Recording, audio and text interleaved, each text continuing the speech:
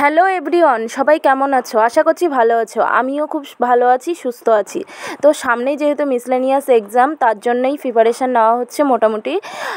তো আজকে আমি কমপ্লিট করব পিভিসিআরে আসা এমন 5টি চ্যাপ্টার, যেমন 2000 থেকে 2005 সাল অবধি। এগুলো পড়া কমপ্লিট করার পরে আমি যাব দাদার বাড়িতে। আজ দাদার বাড়িতে স্টাডি আছে, তো দুজনে একসাথে একটা মিসলেনিয়াস সেটও দেব। তো তোমরা সাথে থাকো, দেখো কত। সকালের পড়া কমপ্লিট করার পরে সকালের ব্রেকফাস্টটা করে নিলাম। তো আমার বাড়িতে সমস্ত কাজ করতে হয়, রান্না বান্না সব কিছুই।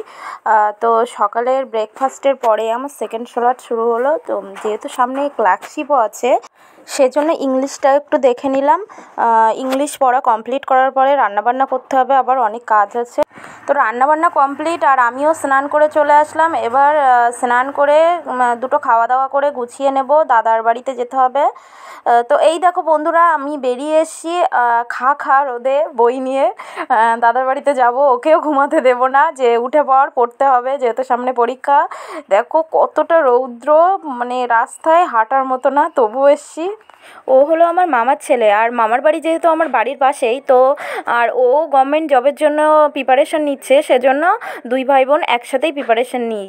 তো দেখো কতটা রৌদ্র, মানে এই রৌদ্রে হাঁটার মতো না, সবাই বাড়িতে বসে রেস্ট নিচ্ছে। এই যে দুজনে মিলে একটা ক্লার্কশিপ এক্সাম দেওয়া শেষ আমাদের।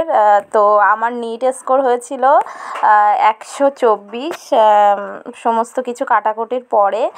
আর ওরও ওরকমই এসেছিলো ধারে পাশে। তো আরও পড়তে হবে। Thank you for watching.